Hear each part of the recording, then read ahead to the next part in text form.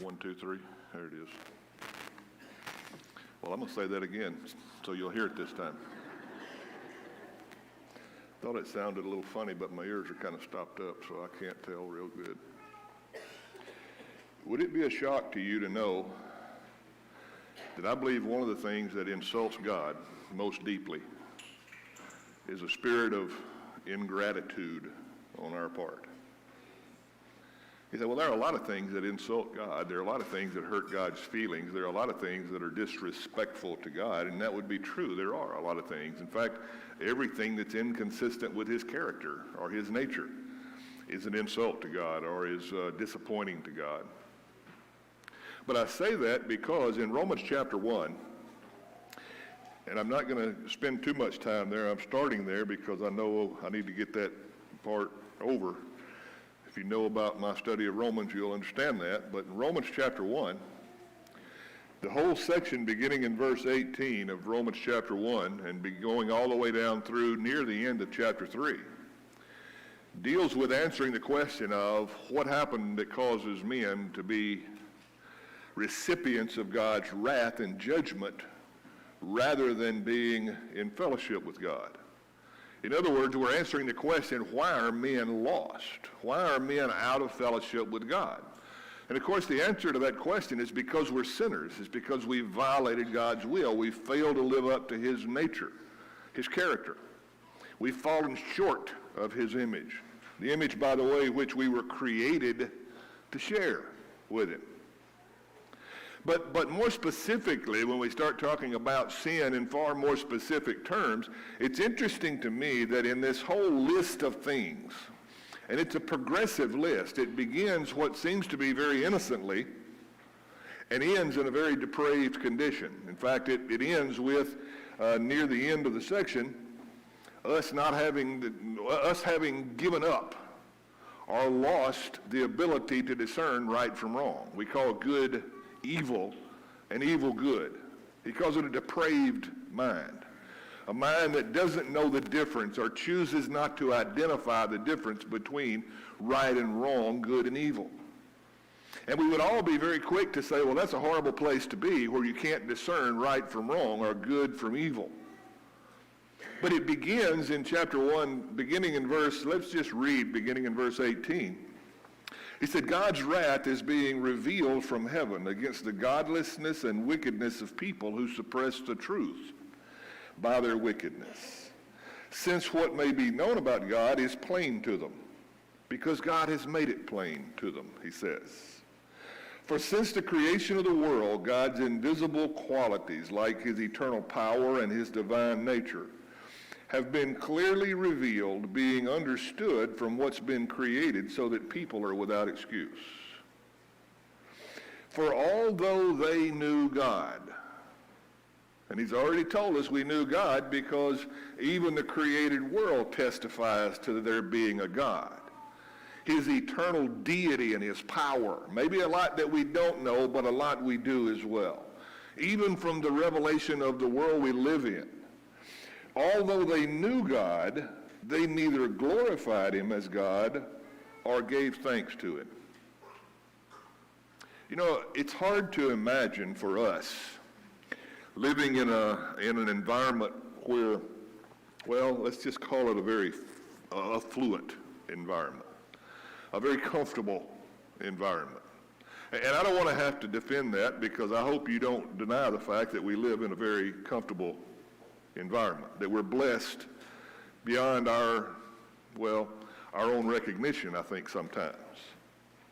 But it's hard to imagine living in that environment because we tend to place such little significance or little value on being thankful or showing gratitude. That's the beginning point, that's the foundation upon which rebellion against God is built. How can that be? How can something seemingly so innocent as not saying thank you or not expressing gratitude, not just with words but with our actions? We'll talk about that in a few minutes. How can that be the foundation on which rebellion, which is such a nasty word, right? Such an offensive word. How can that be the foundation upon which rebellion against God is built? Well, that's the foundation because when we refuse to acknowledge God as the eternal, all-knowing, all-powerful, all-wise God, who not only has intervened and been involved in human history, but continues to be, when we live in denial of that, when we live as if somehow we've got it under control, when we live as if somehow we think what I believe or I want or I feel is on par with what God says, there's nothing more disrespectful and that leads to a more heinous life in offense or rebellion to God than one built on that foundation. He goes through, and we're not going to read it this morning because I'd really, as much as I'd like to, a whole series of steps, if you will. This sequential departure.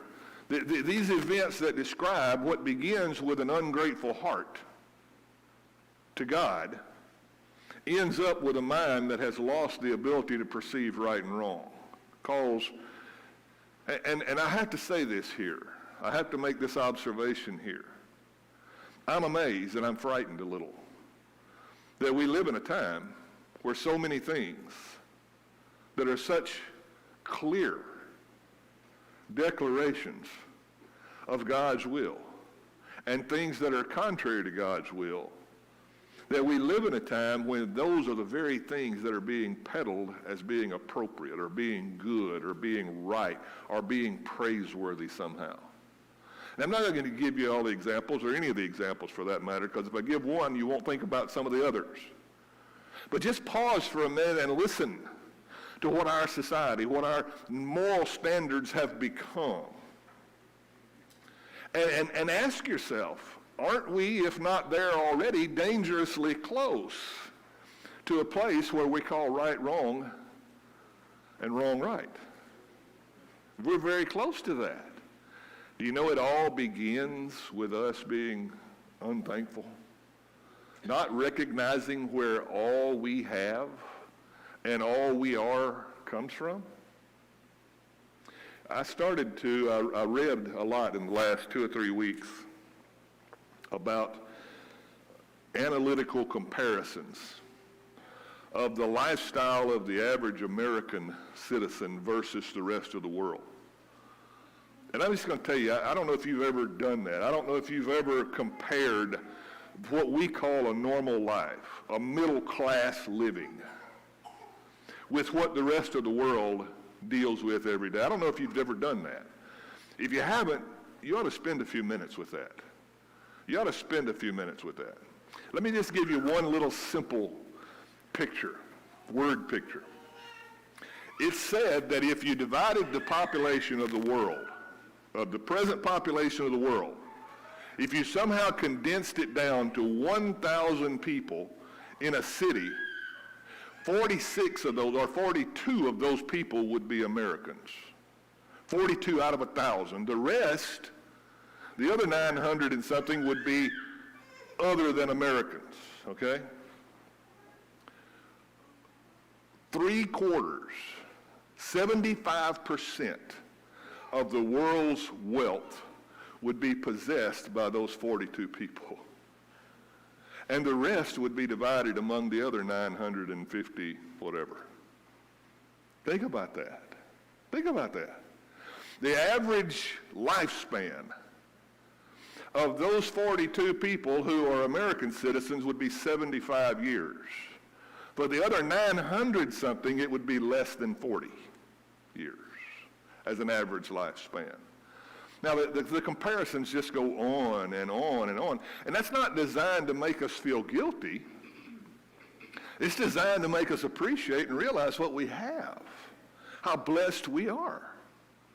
You know, we can talk about our physical blessings, our financial resources, our good health. We can talk about what kind of food we enjoy eating and all of that stuff. The clothes we wear, cars we drive, homes we live in. We can talk about all that as blessings from God, because certainly they are. Certainly they are. But listen to me, there's a far greater blessing than all those things combined. And it's only when we lose sight of the blessing of Jesus Christ sacrificing himself in my place to pay for my sins. It's only when we lose sight of that reality, that blessing from God, that we get confused and we get to start thinking about driving our life and making our careers and all this stuff based on how much I can acquire, how long I can live, or money I have, or whatever else it might be. In a passage that was just read for us a moment ago, that Nate read, and I appreciate it very much, Jesus makes an interesting point. And it's interesting to me to say, the reason I say it's interesting to me is because there's no telling how many sick people Jesus encountered during his life on earth. There's no counting. I don't know how you would even the ones that are revealed to us would be a huge number. But beyond that, how many more, as John would say, well, the world couldn't even hold the books. That's the way John describes it, you know. I can't imagine how many sick people, how many people who needed something, who saw that they needed something, who wanted something, came to Jesus during his earthly ministry.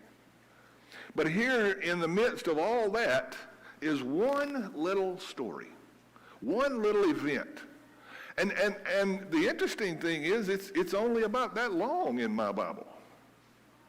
It's only about that long. And yet it involves the lives of 10 different people. 10 people. But let me tell you something, it only focuses on one of them. And that's the point. Listen again. Jesus, on his way to Jerusalem, traveled along the border between Samaria and Galilee. Now, Samaria was no man's land as far as Jews were concerned. He didn't go to Samaria. Now, Jesus did a few times, you know that. But Jesus, traveling the border between Samaria and Galilee, as he was going into a village, 10 men who had leprosy met him. I'm not going to go into the details about how horrible that was. Not 10 lepers meeting him, the fact that 10 men had leprosy. Leprosy was a horrible, incurable disease. Horrible. And one of the most horrible things about it was the fact that you had to be separated from everybody else. I mean, there was physical pain. There was misery involved. But I think for me, at least in my imagining, would have to believe that not ever being able to go home and see my wife and kids again would be the hardest part. That would have to be really hard to swallow. That you were destined to a life of living by yourself. 10 men met him, and they stood at a distance, and that's what they were supposed to do. It's what they were commanded to do. And they called out in a very loud voice, "Jesus, Master, have pity on us." Now, I want you to notice that they recognized their situation. They recognized that the doctor in town, whatever the village's name was, couldn't do anything to help them. They knew there was no medication that was going to solve their dilemma, right? That there was little, if any, hope of them ever getting to go back home and return to life as normal. So they see Jesus approaching, and they call out in a loud voice, "Jesus, give us what we deserve." No, they ask for pity. They ask for mercy. They asked for grace. They didn't want any more of what they had. They wanted something they knew they couldn't have any other way than for Jesus to show grace to them. That's what they wanted. That's what they begged for. That's what they shouted out at the top of their voice, "Please." When Jesus saw them, he said, "Go show yourself to the priest," which was exactly the prescription of the Old Testament command. Exactly what you would have expected him to say. And as they were going, They were cleansed. Cured would be the word. Cured of the most horrible disease you can imagine. One of them, when he saw that he was healed, came back, praising God in a loud voice. I want you to notice that. Praising God in a loud voice. He threw himself down at Jesus' feet and he thanked him. And then Luke adds, he was a Samaritan. Now, the reason Luke adds that is because he's the one guy you wouldn't have expected that from, if you were a Jew, at least. He was a Samaritan. Jesus asked him, verse 17, were not all 10 cleansed? Now, Jesus wasn't asking, did something go wrong? Did I not give enough power to complete the transaction? Were you the only one who received grace in this situation? Were not all 10 cleansed? Well, then where are the other 9? Where are the other 9? Like every question we have considered from God's mouth in the last couple of months on Sunday mornings, Jesus doesn't ask this question because he needs information. You hear me? He knew where they were. He knew what they were doing. He knew whether they had been cleansed or not. He knew all of that. The fact that he's asking the question is to highlight a major point, to make them think, to make us think, where are the other 9? Has no one returned to praise God except this foreigner? And he turned to him and said, rise and go. Your faith has made you well. I said I wasn't going to say this, but the elders meet for a few minutes before church services, before Bible class, every Sunday morning. And early in the morning, David was here with me, and we were sitting in the office talking about whatever, a lot of things. And I asked him the question. I said, has that statement ever jumped off the page at you, that last statement? Where he says, your faith has made you well. Well, does that mean the other 9 got leprosy again? I don't know. That's sheer conjecture, okay? That's sheer conjecture on my part. And the truth is, I think what Jesus is really underlining, or what he's really saying by telling the guy, get up and go home, your faith has healed you or made you well, is that your faith has done something for you far beyond curing you of leprosy. That's what I suspect he's really talking about, okay? But whatever the case is, whatever the scenario is, whatever happened to the other 9, and whatever their outcome of life was, the point that Jesus is making is that for some reason in this miracle, he was surprised, and he wasn't surprised. But he's acting as if he were, to make the point that surely being cured by grace would be enough of a blessing to cause you to put praising the person who extended grace to you above everything else. Yeah? Surely it would. Especially if you'd been cured from something like leprosy. I mean, if somebody had given you $50, yeah, that's good. That's good. That's good. But again, because of our affluent lifestyle, our comfortable way of living, we would probably say thank you, but it wouldn't necessarily involve too much of an indebtedness, right? Too much of an obligation, too much of a feeling of, I owe you everything. But what if you were cured of the most dread disease ever? And leprosy was bad, okay? Cancer's bad. A lot of diseases are bad. They're tough. They're even hard to deal with, hard to cure, hard to come up with a way to cope with and live through, so to speak. But there's one, and it's not really appropriate, I don't think, to call it a disease, because it's much more than that. There's one malady that humanity suffers from universally that's absolutely incurable, and that there's no hope you're going to get over it.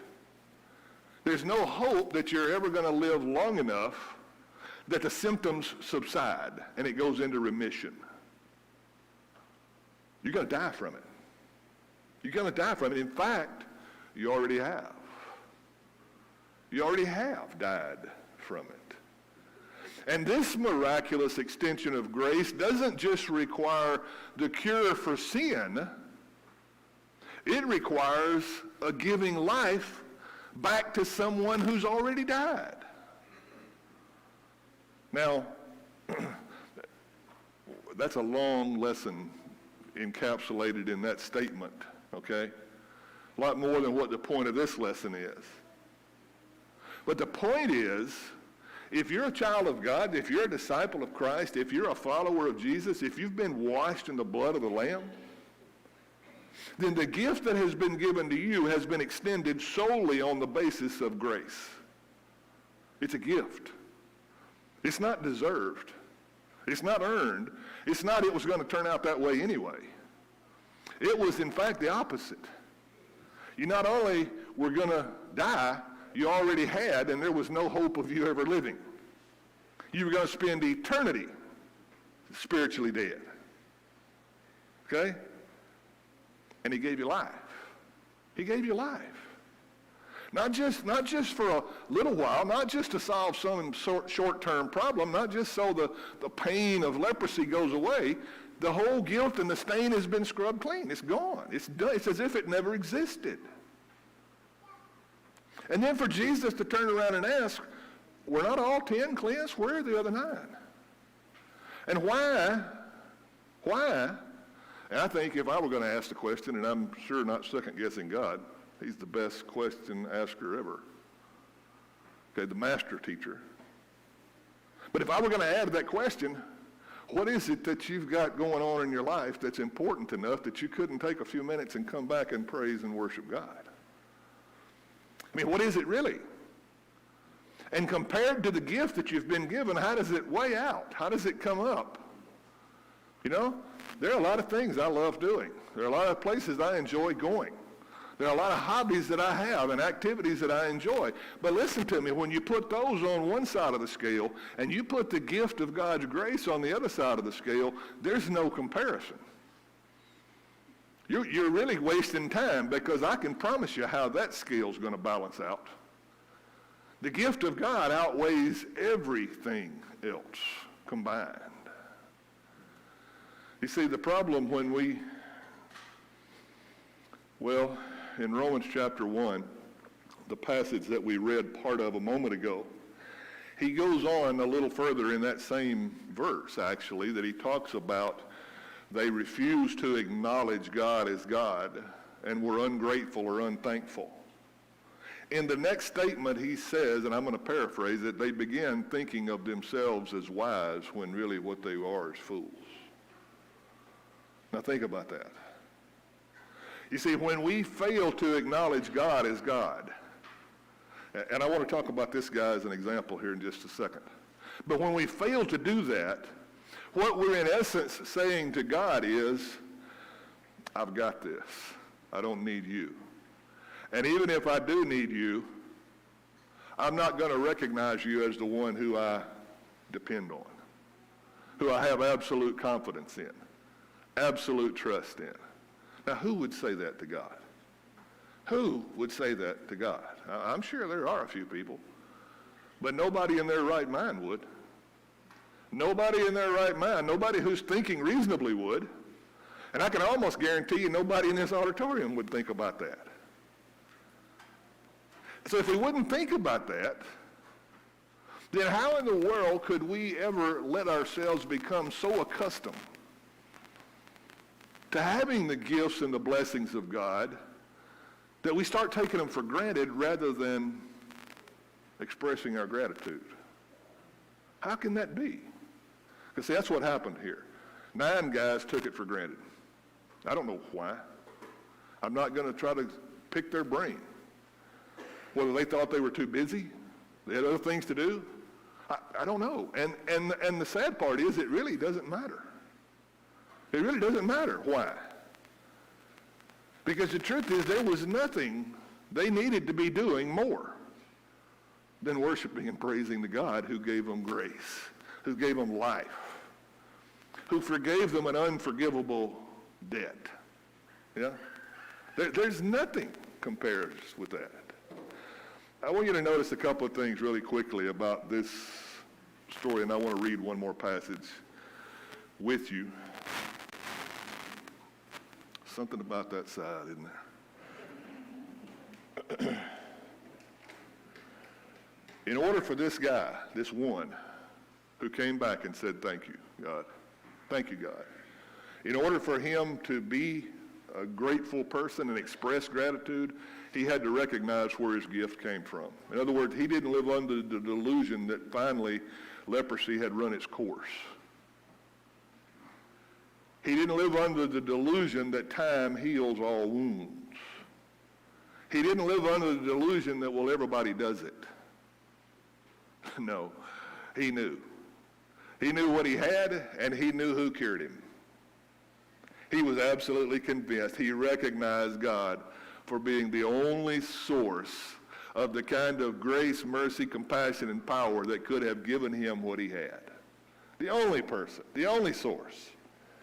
But secondly, the thing you ought to notice, or we ought to notice, is that gratitude, at least in this guy's book, is a lot more than an attitude. It's an action.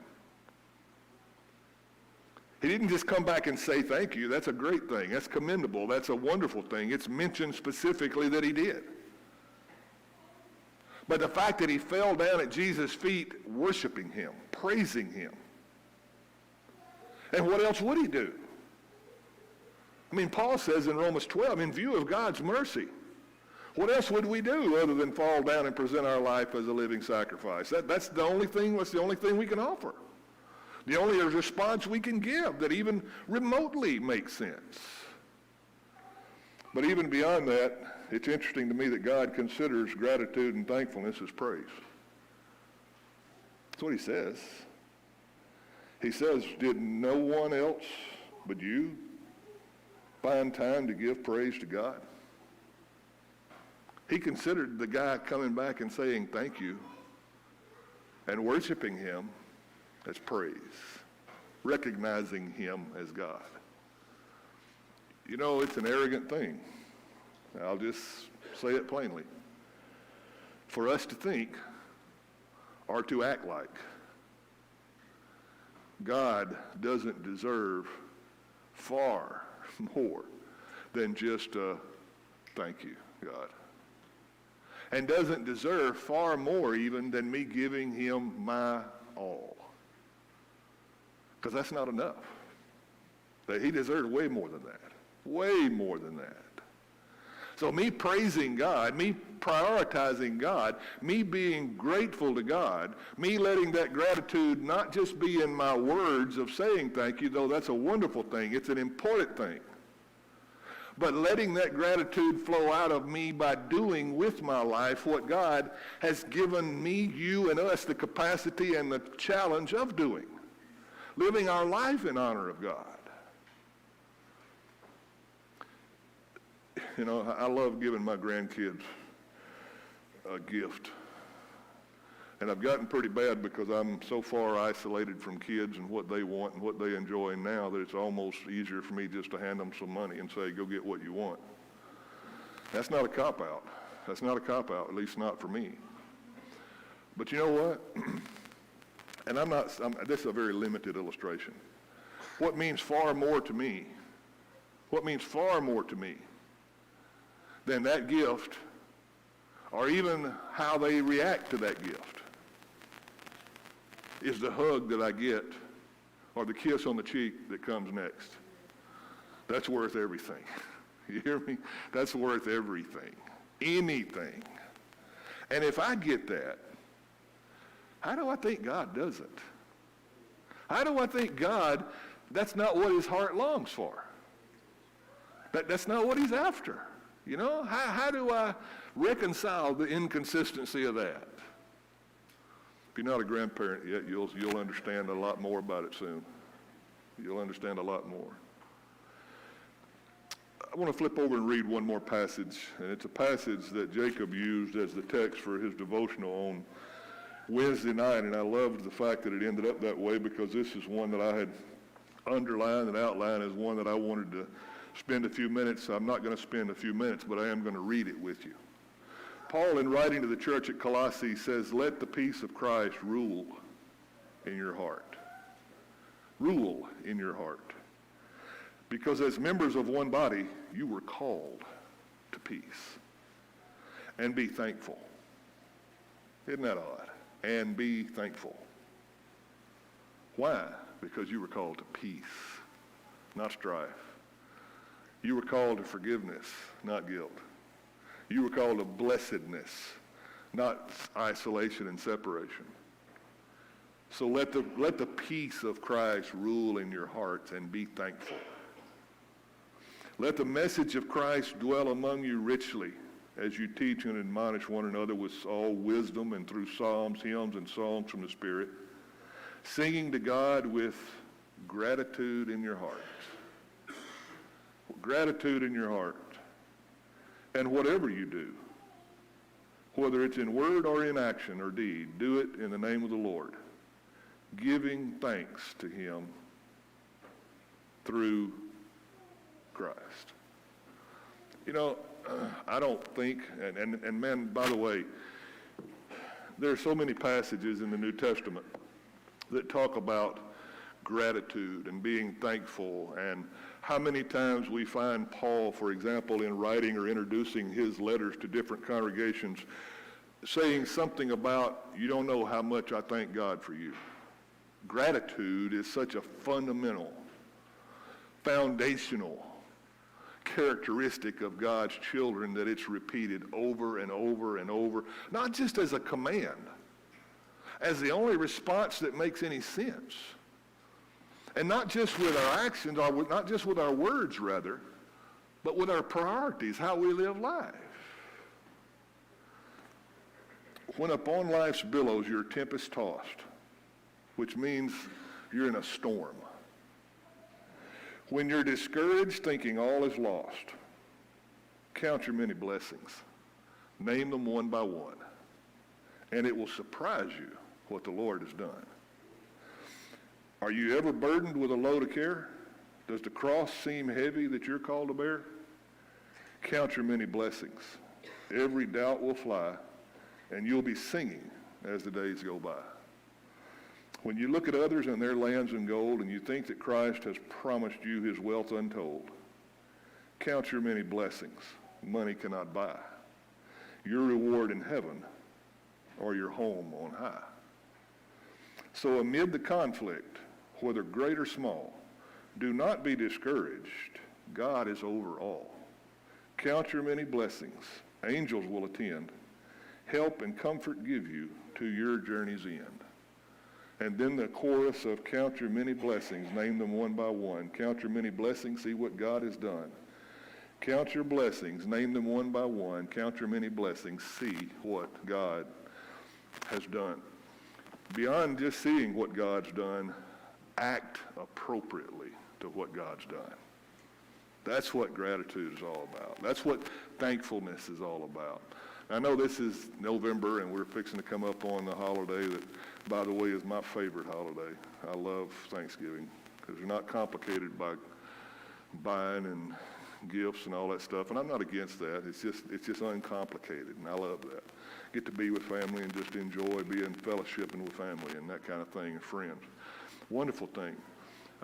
What I always say is just be sure that November isn't the only time that Thanksgiving comes off our mouth, off our lips, off our tongue. Because God has blessed us way beyond November. He's blessed us for eternity. If you're here this morning and you're not in the right relationship with God, God longs to give you a blessing that's better than anything you're ever going to receive anywhere, anytime, from any other source. He wants to forgive your sins. He wants to wash you in the blood of the Lamb. He wants to adopt you into his family, and he wants to give you the deed to a mansion in his fellowship, in his home, in his home. If you're here this morning and you haven't done that, why is the only thing I can ask you. Why? Why not? And if you have, let's don't fall into the trap of taking things for granted. Let's don't fall into the trap of thinking my hard work has done all this, or my education has done this, or my experience has done this. Listen to me, it's God. It's God who does it all. If we can help you this morning, we would love to. Give us that opportunity and let us know how while we stand together and while we sing together.